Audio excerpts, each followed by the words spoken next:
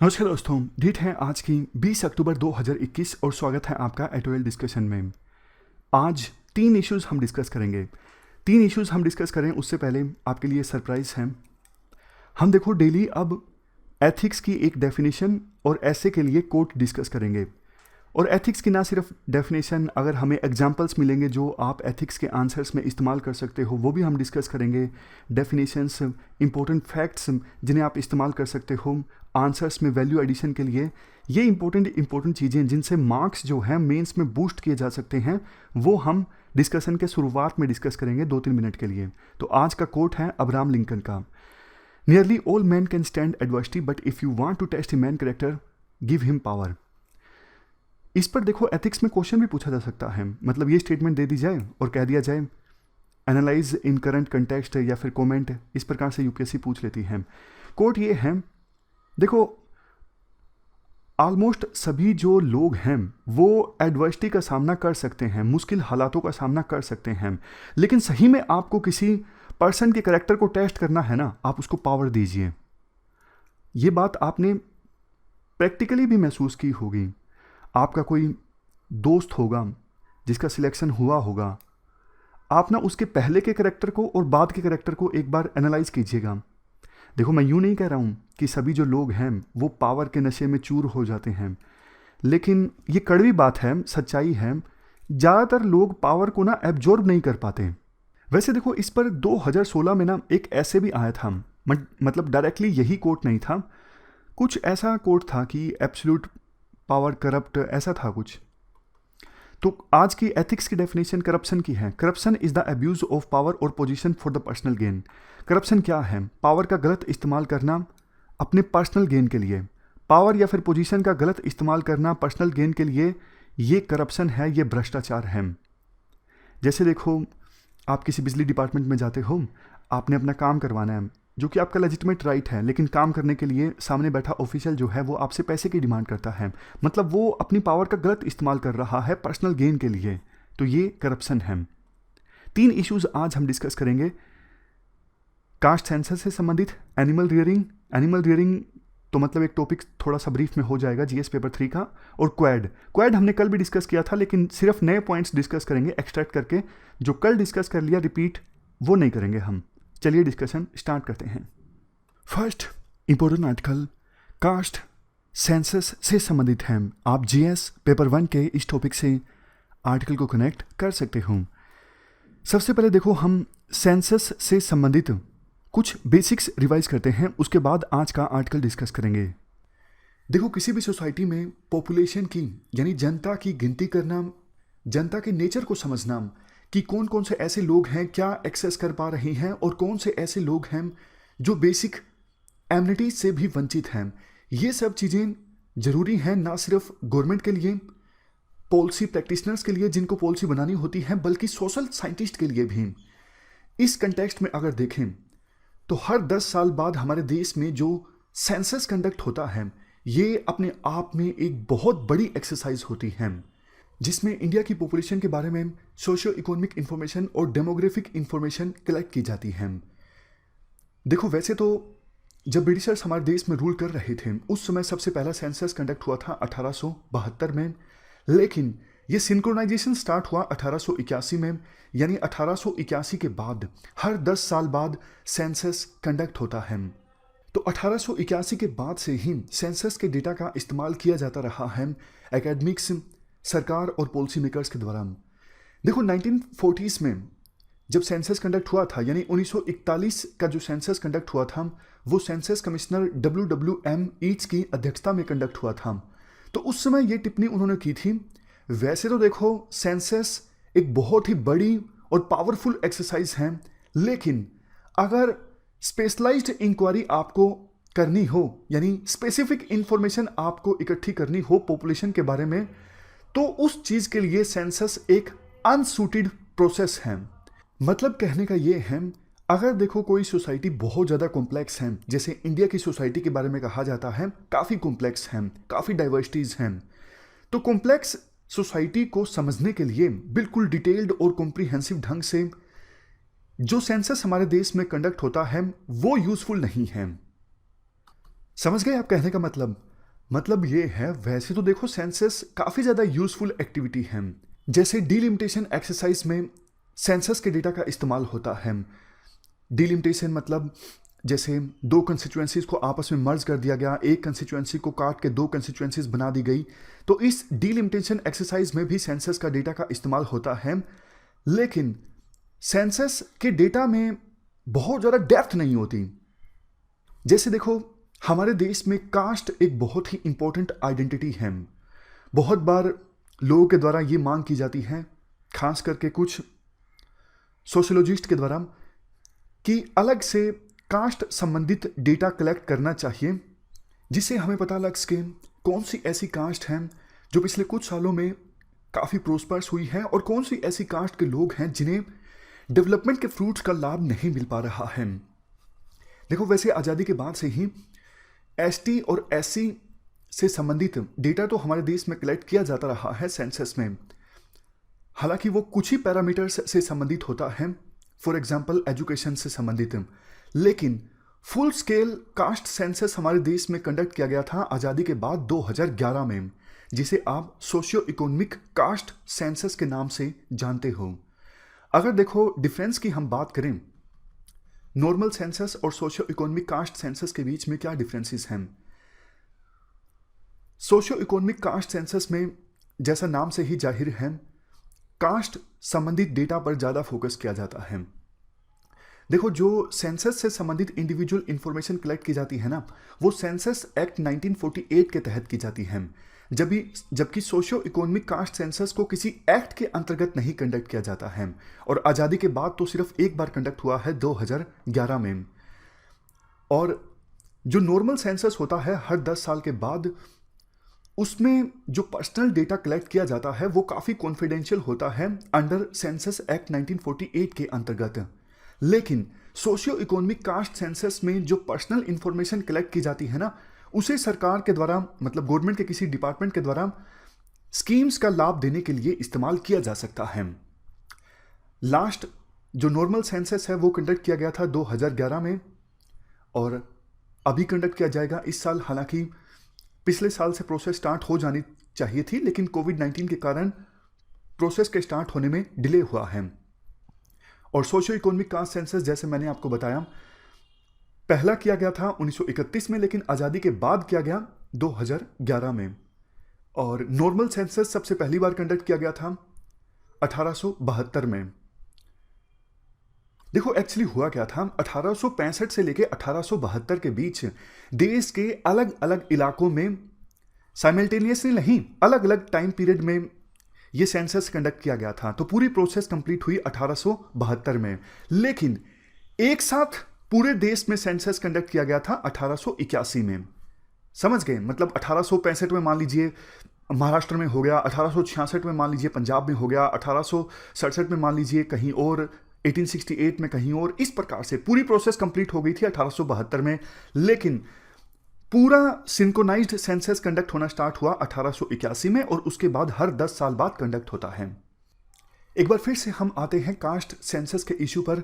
देखो, कुछ जो एक्सपर्ट्स हैं वो विरोध भी करते हैं। वो कहते हैं कास्ट सेंसस नहीं कंडक्ट करना चाहिए, क्योंकि समाज में देखो, कास्ट जो है, आपको पता है, बहुत सारे इश्यूज को लेके सोसाइटी को डिवाइड कर देती है कास्ट। तो एक्सपर्ट्स का ये बोलना है, जब आप कास्ट सेंसस कंडक्ट करोगे तो कास्ट की जो आइडेंटिटी है ये तो और ज़्यादा समाज में जड़ें जमा लेगी ना, जबकि हमें कास्ट रूपी आइडेंटिटी को ख़त्म करना है। लेकिन इसके विपरीत भी आर्ग्यूमेंट्स आते हैं, जैसे निकोलस डक्स और कोहेन। इनका कहना है, देखो, आज कौन सी कास्ट किस फॉर्म में है उसमें सेंसस का भी इंपॉर्टेंट रोल रहा है। कैसे, मैं आपको एग्जांपल की सहायता से बताता हूं। मान लीजिए आज सोशियो इकोनॉमिक कास्ट सेंसस का डेटा रिलीज होता है और पता लगता है कि इस कास्ट के जो लोग हैं वो पिछड़ गए हैं डेवलपमेंट की रेस में। तो फिर उस कास्ट के जो लोग हैं वो मान लीजिए रिजर्वेशन की मांग करने लगते हैं, सरकार भी उस कास्ट के उत्थान के लिए कदम उठाती है। तो फिर कास्ट का स्वरूप में चेंज आया ना, तो मतलब सेंसस जो है विभिन्न कास्ट के स्टेटस को चेंज करता है। तो इस प्रकार से हमने census, caste census, socio economic caste census, सभी के थोड़े थोड़े बेसिक्स डिस्कस कर लिए हैं। अभी क्या कंटेस्ट है? कंटेस्ट देखो ये है, पिछले हफ्ते सेंट्रल गवर्नमेंट ने एक एफिडेविट फाइल किया सुप्रीम कोर्ट में, और एफिडेविट जो फाइल किया गया उसमें यह कहा गया कि भैया हम कास्ट सेंसस नहीं कंडक्ट कर सकते क्योंकि इसमें बहुत सारे चैलेंजेस हैं। क्या है वो चैलेंजेस जो सेंट्रल गवर्नमेंट के द्वारा अपने एफिडेविट में बताए गए, वो अभी हम डिस्कस करेंगे। इसके साथ साथ सोशियो इकोनॉमिक कास्ट सेंसस जो 2011 में कंडक्ट हुआ था उसका डेटा भी सरकार नहीं रिलीज कर रही है, इसका भी सरकार ने रीज़न बताया। अब बात करते हैं सरकार ने क्या रीज़न बताया। सरकार कहती है देखो जब 1931 में सेंसस कंडक्ट किया गया था ना, उसमें 4147 कास्ट के नाम पता लगे थे सेंसस में, लेकिन 2011 में जो socio economic caste census conduct किया गया ना, इसमें तो 46 लाख कास्ट के नाम सामने आए। मतलब विश्वास नहीं होगा आपको। इसीलिए सरकार कहती है अरे 46 लाख कास्ट के नाम हम क्या बताएं, इसलिए तो हमने डेटा रिलीज नहीं किया। अब इसमें गलती किसकी है? गलती देखो सबकी है। सबकी कैसे? हमारे देश में देखो थोड़ी इलिटरेसी है, आपको भी पता है। तो जब socio economic caste census conduct किया गया ना, तो वो लोग जो ये सेंसस कंडक्ट कर रहे थे उन्होंने लोगों से पूछा आपका कास्ट का नाम क्या है। किसी ने अपने सब कास्ट का नाम बता दिया, किसी ने अपना क्ला का नाम बता दिया, किसी ने अपने गोत्र का नाम बता दिया, किसी ने अपना सरनेम बता दिया, मतलब कि कास्ट की जगह कुछ भी बता दिया। तो फिर बाद में जब डेटा कंपाइल हुआ ना, तो ये सामने आया भाई इस सोशियो इकोनॉमिक कास्ट सेंसस के अनुसार तो हमारे देश में 46 लाख कास्ट हैं, जबकि ऐसा नहीं है। गलती किसकी? थोड़ी जनता की भी, थोड़ी जिस हिसाब से socio economic caste census conduct किया गया उनकी भी, जिस मैनर में मतलब ये सेंसस कंडक्ट किया गया। तो ये रीजंस हैं जिसकी वजह से सरकार ने अभी तक सोशियो इकोनॉमिक कास्ट सेंसस का डेटा डिक्लेयर नहीं किया। लेकिन देखो 2015 में ना सरकार ने कमेटी गठित की थी, उस समय नीति आयोग के वाइस चेयरमैन थे अरविंद पनगड़िया, इनकी अध्यक्षता में, कि आप एक काम कीजिए, सोशियो इकोनॉमिक कास्ट सेंसस में जो 46 लाख कास्ट के नाम्स आए हैं ना, उनको प्रॉपर ढंग से आप कैटेगराइज कीजिए। मतलब जो जो कास्ट नहीं है उनको रिमूव कर दीजिए, और जितनी भी कास्ट है उसके हिसाब से आप इनको अच्छे से कैटेगराइज कीजिए। एक सदस्य की ये कमेटी गठित की गई थी, और तो मेंबर्स इस कमेटी में अपॉइंट किए ही नहीं गए, तो एक ही सदस्य की कमेटी थी, इस कमेटी ने कुछ किया ही नहीं, तो बात ठंडे बस्ते में चली गई। राइटर यही बोलना चाहते हैं कि भैया तुम्हारे पास में 6 साल थे, मतलब 2015 में ये कमेटी गठित की गई थी, तुम्हारे पास 6 साल थे, तो आप अभी तक डेटा ठीक नहीं कर सके। माना कि 2011 के census socio economic caste census में जो डेटा सामने आया वो गलत था, लेकिन अभी तक तो उस डेटा को ठीक किया जा सकता था ना, कास्ट के नाम्स को अच्छे से कैटेगराइज किया जा सकता था, लेकिन आपने नहीं किया। अब देखो आगे एग्जाम्पल के साथ बताया जाता है, महाराष्ट्र का एग्जाम्पल दिया जाता है। महाराष्ट्र में देखो एससीज की कितनी कास्ट है सेंटर के लिस्ट के हिसाब से, एसटीज की कितनी कास्ट है, और महाराष्ट्र में स्टेट की जो ओबीसी लिस्ट है उसमें कितनी कास्ट है। अगर सबको मिला दिया जाए तो टोटल कितनी कास्ट मिलेंगी? 494। 494 कौन सी कास्ट है? एससीज की कास्ट, एसटीज की कास्ट, ये सेंटर की लिस्ट के हिसाब से, और ओबीसी में कौन सी कास्ट आती है? ये स्टेट की लिस्ट के हिसाब से। तीनों कैटेगरी में आने वाली कास्ट को आप जोड़ दो तो संख्या मिलेगी 494। लेकिन सोशियो इकोनॉमिक कास्ट सेंसस में कितनी कास्ट के नाम सामने आए? 4,28,000। लेकिन देखो 99% जो ये फर्जी नाम थे ना कास्ट के, इन फर्जी नाम के कास्ट के लोगों की संख्या ज़्यादा नहीं थी। मतलब यहाँ पे अंदाज़ा बताया जाता है 99% कास्ट ऐसी थी जिनके लोगों की संख्या 100 से भी कम थी। तो महाराष्ट्र की अगर टोटल पॉपुलेशन 10.3 करोड़ है ना, तो 8.8 करोड़ लोगों को ठीक से क्लासिफाई किया गया है 2440 कास्ट के अंतर्गत। और जब ये इन 2440 कास्ट के अंतर्गत महाराष्ट्र के लोगों को क्लासिफाई किया गया ना, हर एक कास्ट के लोगों की संख्या 1000 से ऊपर है।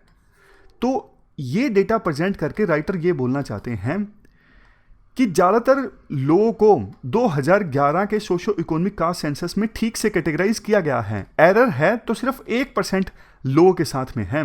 यही बात ऑल इंडिया लेवल पर भी लागू होती है। पूरे इंडिया का डेटा जब कंपाइल किया गया था सोशियो इकोनॉमिक कास्ट सेंसस में, तो 118.64 करोड़ लोगों को तो देखो ठीक से कैटेगराइज किया गया, लेकिन गलती मिली है सिर्फ 1% डेटा में, यानी 1.34 करोड़ लोग जो हैं उनको ठीक से विभिन्न कास्ट के अंदर कैटेगराइज नहीं किया जा सका, तो पूरा डेटा गलत कैसे हो गया? तो सेंट्रल गवर्नमेंट ने जो सुप्रीम कोर्ट के सामने एफिडेविट फाइल किया है ना, उसमें सरकार ने सही नहीं बोला है, इनएक्यूरेट है सरकार ने जो एफिडेविट फाइल किया है। इसके बाद राइटर ये बोलते हैं, देखो इंडिया एक बहुत ही ज़्यादा डाइवर्स कंट्री है, और ये बात सच है, सेंसस कंडक्ट करना इंडिया में इतना ज़्यादा आसान तो नहीं है, लेकिन देखो इतने सालों से इंडिया में सेंसस कंडक्ट होता आ रहा है, तो सरकार ने बहुत कुछ सीखा है, और आज का समय है वो तो देखो बिग डेटा का समय है, आर्टिफिशियल इंटेलिजेंस का समय है, तो बल्कि सरकार जिसने कोविन बनवा लिया इतनी जल्दी वैक्सीनेशन के लिए, कितना बढ़िया प्लेटफॉर्म बनवाया गया है कोविन, तो टेक्नोलॉजी का बढ़िया से इस्तेमाल सरकार कर सकती है कास्ट सेंसस कंडक्ट करने के लिए। जैसे एग्जांपल दिया जाता है 2011 का जो लैंग्वेज सेंसस है ना, शुरू में इसके अकॉर्डिंग सामने आया कि पूरे भारत में 19,569 लैंग्वेजेस बोली जाती हैं, लेकिन इस डेटा की स्क्रूटिनी की गई, इस डेटा को एडिट किया गया, तो बाद में डेटा सामने आया कि नहीं, हमारे देश में 1,369 मदर टंग लैंग्वेजेस बोली जाती हैं। इस डेटा को फर्दर रैशनलाइज किया गया, तो फिर तो ये सामने आया वो लैंग्वेज जो 10,000 से ज़्यादा लोगों के द्वारा बोली जाती हैं, ऐसे लैंग्वेजेस की टोटल संख्या है हमारे देश में 121। 22 तो शेड्यूल्ड लैंग्वेजेस हैं जो संविधान के 8वें शेड्यूल में आती हैं, और इसके अलावा 99 जो हैं वो नॉन शेड्यूल्ड लैंग्वेजेस हैं। तो सरकार ने पहले भी अच्छा काम किया है, अगर डेटा गलत सामने आया था तो सरकार ने उस डेटा को ठीक किया है। सोशो इकोनॉमिक कास्ट सेंसस के डेटा को भी ठीक किया जा सकता था।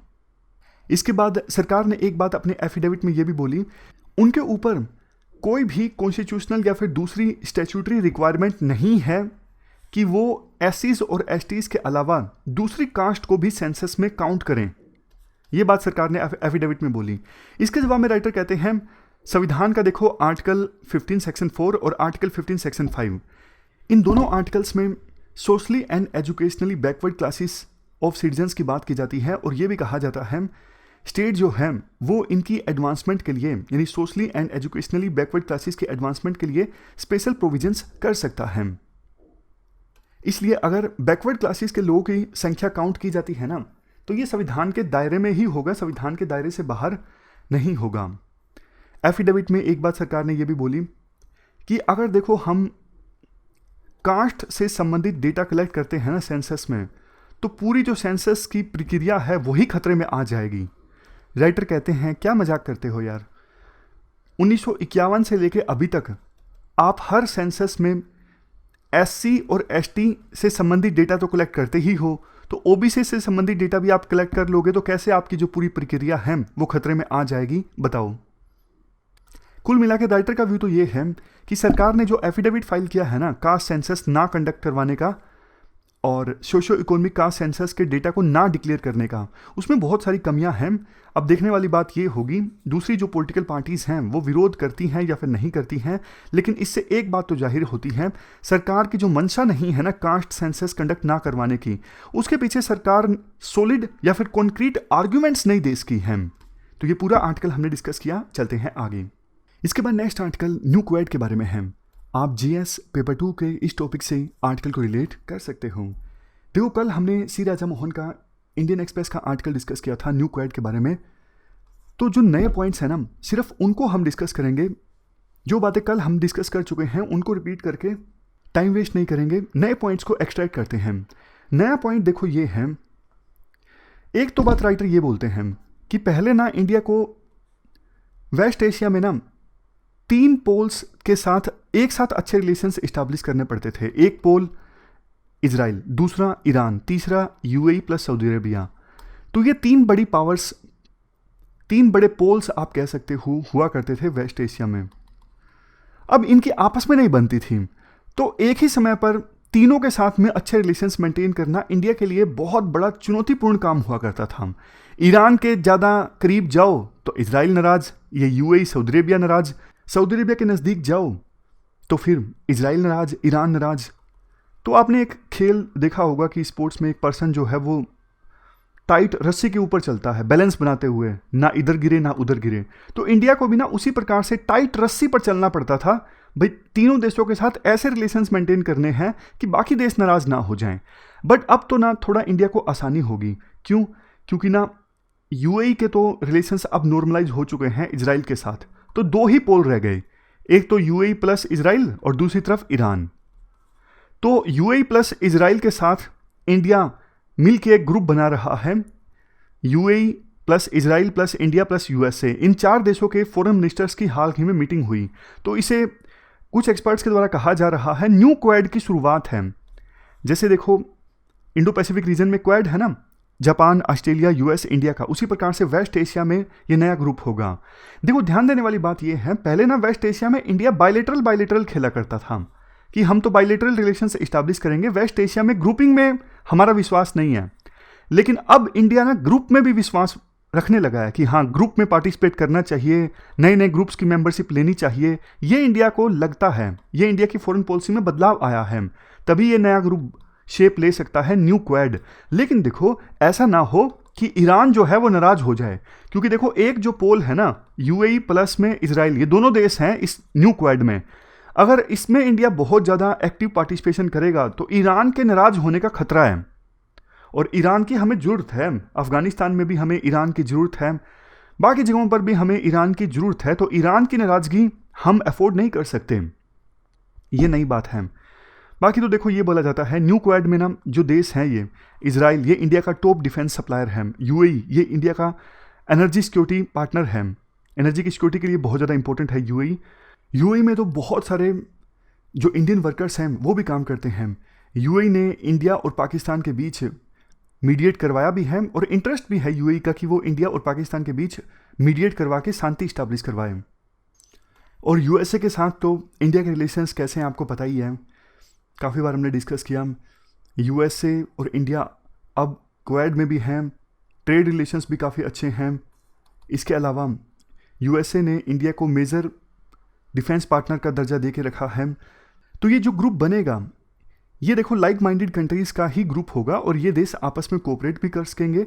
बट बस इंडिया एक बात का ख्याल रखे, ईरान जैसे जो देश हैं वो इंडिया से नाराज़ ना हो जाएं। तो ये पूरा आर्टिकल हमने डिस्कस किया। अगला जो हमारा आर्टिकल है वो देखो एनिमल रियरिंग से संबंधित है, जीएस पेपर 3 का। जीएस पेपर 3 में एनिमल रियरिंग का एक टॉपिक है, तो उसी से संबंधित ये आर्टिकल है। देखो एनिमल रियरिंग का मतलब ये होता है एनिमल्स को खिलाया पिलाया जाता है, उनको बड़ा किया जाता है, उनकी ब्रीडिंग करवाई जाती है ताकि उनसे यूज़फुल प्रोडक्ट्स और सर्विसेज मिल सकें। जैसे देखो गाय भैंस को पाला जाता है ताकि उनसे यूज़फुल प्रोडक्ट्स हासिल किए जा सकें। वैसे कुछ लोग एनिमल की रियरिंग करते हैं प्लेजर के लिए भी, लेकिन इस आर्टिकल में हमारा जो फोकस है वो इकोनॉमिक्स ऑफ एनिमल रियरिंग पर है, जो कि एक टॉपिक है हमारे जीएस पेपर 3 में। एनिमल रियरिंग को देखो रूरल इंडिया में एग्रीकल्चर से ही जुड़ा हुआ एसोसिएट बिजनेस माना जाता है, यानी एनिमल रियरिंग, फिशरी, ये सब एग्रीकल्चर की अलाई एक्टिविटीज़ हैं, इवन फॉरेस्ट्री भी। एनिमल रियरिंग इसलिए भी इम्पोर्टेंट है क्योंकि हमारे देश में सबसे ज़्यादा लाइव स्टॉक है पूरे वर्ल्ड के, मतलब पूरे वर्ल्ड में सबसे ज़्यादा जो पशु हैं वो इंडिया में हैं। और देखो 19th लाइव स्टॉक सेंसस जो कि 2012 में कंडक्ट हुआ था, इसकी रिपोर्ट के अनुसार लाइव स्टॉक सेक्टर हमारे देश की जीडीपी में ऑलमोस्ट 4% कंट्रीब्यूट करते हैं। पोटेंशियल इस सेक्टर का इसलिए भी ज़्यादा है क्योंकि बार बार हम बात करते हैं किसानों की इनकम डबल की जाए, या फिर रूरल एरियाज़ में कुछ ऐसा प्रोविज़न किया जाए कि किसानों को फार्म से अलग यानी खेतों से अलग भी कुछ इनकम प्राप्त हो। तो ये इंश्योर करने के लिए लाइव स्टॉक सेक्टर काफ़ी अच्छा काम कर सकता है, किसानों की इनकम भी डबल हो सकती है, और नॉन फार्म इनकम का प्रोविज़न जो सरकार करना चाहती है ये ऑब्जेक्टिव भी अच्छे ढंग से फुलफिल किया जा सकता है। जैसे देखो एग्जाम्पल के तौर पर 1970s के आसपास ऑपरेशन फ्लड आया था, मतलब मिल्क प्रोडक्शन हमारे देश में काफ़ी ज़्यादा बढ़ गई थी। इससे न जाने कितने रूरल हाउस होल्ड्स को रोजगार मिला, उनकी इनकम लेवल में वृद्धि हुई, बल्कि कंज्यूमर्स को भी काफ़ी फायदा हुआ क्योंकि दूध के जो दाम थे वो देश में काफ़ी कम हो गए थे। एनिमल रियरिंग का देखो काफ़ी फायदा होता है क्योंकि एनिमल रियरिंग में रिस्क कम होता है। रिस्क इसलिए कम होता है, खेती में तो आपको पता है बारिश कई बार कम हो गई, ज़्यादा हो गई, लेकिन एनिमल रियरिंग में अगर देखो बहुत ज़्यादा अकाल आ गया तो वो अलग बात है, लेकिन दूसरे लिहाज से देखें तो रिस्क कम है, इनकम स्टेबिलिटी ज़्यादा है। नेक्स्ट चीज़ देखो, एनिमल रियरिंग छोटी जगह पर की जा सकती है। मतलब खेती के लिए तो आपको ज़मीन चाहिए, एनिमल रियरिंग आपके पास छोटा सा कमरा है, वहाँ भी मुर्गियों को पाला जा सकता है। मतलब रिलेटिवली कम स्पेस चाहिए एनिमल रियरिंग के लिए। इससे सेल्फ एम्प्लॉयमेंट मिलता है, वुमेन एम्पावरमेंट होता है, क्योंकि ये एक ऐसा काम है जो किसी के द्वारा भी आसानी से किया जा सकता है। और जैसा हमने डिस्कस किया, अगर देखो खेती के साथ साथ एनिमल रियरिंग भी किसानों के द्वारा की जाती है तो रिस्क काफ़ी ज़्यादा कम हो जाता है। अदरवाइज़ तो आपको पता है खेती में रिस्क काफ़ी ज़्यादा है। फसल बर्बाद होने पर किसानों को लोन लेना पड़ता है और किसान जो है कर्ज के बोझ तले दब जाते हैं, और ये एक मेजर रीज़न है जिसकी वजह से बहुत सारे किसान सुसाइड भी करते हैं।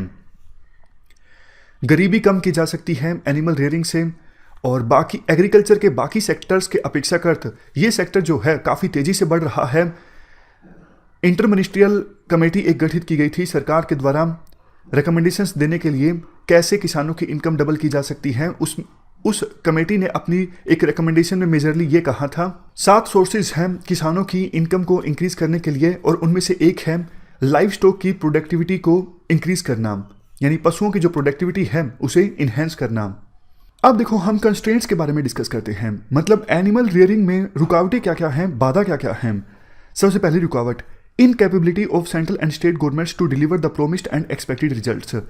मतलब बातें तो बड़ी बड़ी की जाती हैं, स्कीम्स भी चलाई जाती हैं, लेकिन डिलीवर नहीं किया जाता है सेंट्रल और स्टेट गवर्नमेंट्स के द्वारा। Non availability of superior quality breeding bulls जो हैं वो अच्छी क्वालिटी के उपलब्ध नहीं होते ब्रीडिंग के लिए, इस वजह से भी लाइव स्टॉक की जो ब्रीड है वो अच्छी नहीं हो पाती। Poor quality of semen produced by many of laboratories, अच्छी क्वालिटी का सीमन नहीं प्रोड्यूस किया जाता ब्रीडिंग के लिए लेबोरेटरीज के द्वारा। इनएडिक्वेट स्किल्स ऑफ पैरावेट्स मतलब देखो वो वर्कर्स होते हैं जो वेटनरी डॉक्टर्स की मदद करते हैं, तो पैरावेट्स के पास स्किल्स अच्छी नहीं होती, इस वजह से लाइव स्टॉक की कंसीविंग अच्छे से नहीं हो पाती, मतलब वो गर्भ धारण अच्छे से नहीं कर पाती और उनमें इनफर्टिलिटी आ जाती है।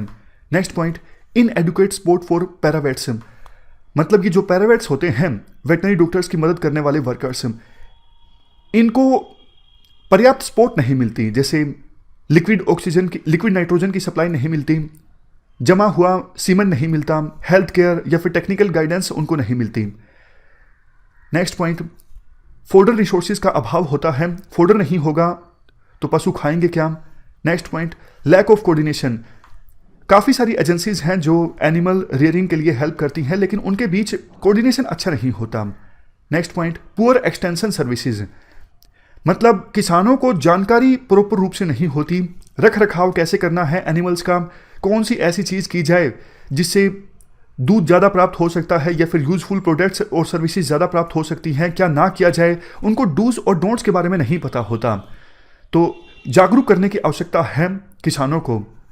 Next, ineffective control of animal disease, काफ़ी बार देखो एनिमल्स जो हैं काफ़ी तरह के रोगों से पीड़ित हो जाते हैं, लेकिन कंट्रोल जो है वो इफेक्टिव नहीं होता। होना ये चाहिए कि सरकार अच्छी सर्विसेज प्रोवाइड करे ताकि जो पशु हैं वो बीमारियों से पीड़ित हो भी जाएं तो उसका इलाज संभव हो, ताकि एनिमल्स की डेथ ना हो और किसान को लॉस होने से बचाया जा सके।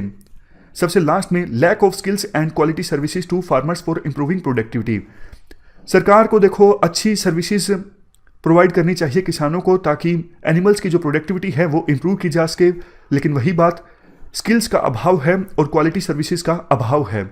ये कुछ कंस्ट्रेंट्स हमने डिस्कस किए। लाइव स्टॉक सेक्टर का डेवलपमेंट इंडिया में नहीं हो पा रहा है।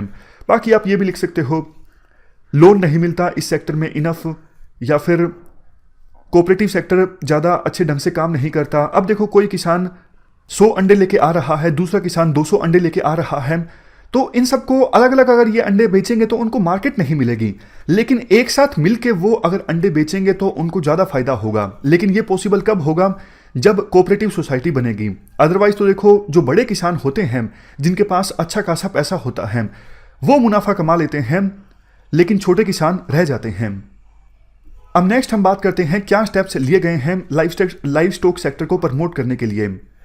देखो लाइव स्टॉक से यानी पशुओं से जो हमें प्रोडक्ट्स मिलते हैं उन प्रोडक्ट्स का कॉमर्शलाइजेशन इंक्रीज हो रहा है बेहतर टेक्नोलॉजीज़ की सहायता से, मार्केट कनेक्टिविटी की सहायता से, और उन प्रोडक्ट्स की अच्छी प्रोसेसिंग, अच्छी स्टोरेज, ये सब चीज़ें हो रही हैं ताकि पशुओं से मिलने वाले प्रोडक्ट्स का और बेहतर ढंग से कॉमर्शलाइजेशन हो, उनका प्रमोशन हो और किसानों को उससे मुनाफा मिले। नेक्स्ट पॉइंट, अच्छी क्वालिटी का फोडर उपलब्ध करवाने की सरकार कोशिश कर रही है और सरकार का एक टारगेट ये भी है अच्छा खासा जो कल्टीवेबल लैंड है वो स्पेशल चारे के लिए रखा जाए ताकि एनिमल रियरिंग हो सके। नेक्स्ट, कंसोर्टियम बना है नाबार्ड और एनसीडीसी यानी नेशनल सेंटर फॉर डिजीज के बीच ताकि डेयरी कोऑपरेटिव्स को फंड दिया जा सके। नेक्स्ट, एक डिजास्टर मैनेजमेंट फंड इस्टेब्लिश किया गया है लाइव स्टॉक के लिए, क्योंकि अगर कोई नेचुरल कैलमिटी आती है तो उस फंड की सहायता से लाइव स्टॉक पर खर्चा किया जा सके और लाइव स्टॉक को रोगों से उबारा जा सके।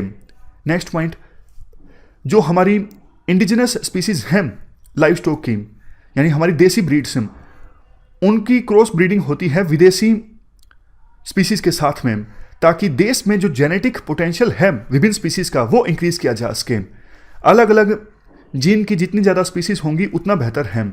नेक्स्ट, पब्लिक प्राइवेट पार्टनरशिप को इंक्रीज किया जा रहा है, प्रमोट किया जा रहा है ताकि लाइव स्टॉक सेक्टर को और ज़्यादा सस्टेनेबल बनाया जा सके।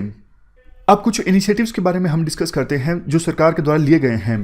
राष्ट्रीय Gokul mission, national livestock mission, national artificial insemination programme, national cattle and buffalo breeding project, animal husbandry startup grand challenge. तो ये कुछ स्कीम्स सरकार के द्वारा चलाई गई हैं लाइव स्टॉक सेक्टर के लिए। कंक्लूजन में देखो यही कहा जा सकता है, एनिमल रियरिंग या फिर लाइव स्टॉक सेक्टर में स्कोप काफ़ी ज़्यादा है। रूरल इनकम को इंक्रीज़ किया जा सकता है और रूरल एरियाज़ में डिमांड को बूस्ट किया जा सकता है। वैसे ही हमारे देश की इकोनॉमिक सिचुएशन जो है ख़राब है, अगर इस सेक्टर पर ध्यान दिया जाता है तो काफ़ी तीर साधे जा सकते हैं एक निशाने से। इस डिस्कशन में फ़िलहाल इतना ही है। Thank you very much for discussion.